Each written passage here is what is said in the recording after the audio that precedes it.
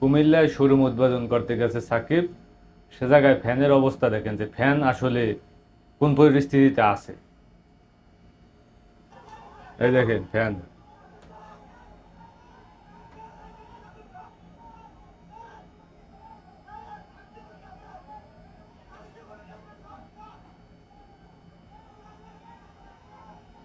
যাই হোক, ফ্যান এরকমের ঝুলে আছে, ঠিক আছে।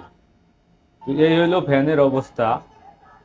তো মোটামুটি রক্ত টক্ত বাইরে এসে কিছু ছিল্লা গেছে, অনেক জায়গায় দিয়ে পুড়ে গেছে, মানুষে পিডিয়ে মিডিয়ে তারপর বাইর করছে এই ফ্যানকে।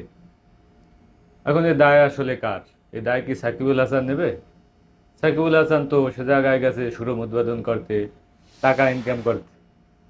তো এই রকমের ফ্যান, সে একজন স্কুল ছাত্র, সে আইসিয়া সাকিবুল হাসানকে দেখার জন্য মোটামুটি তার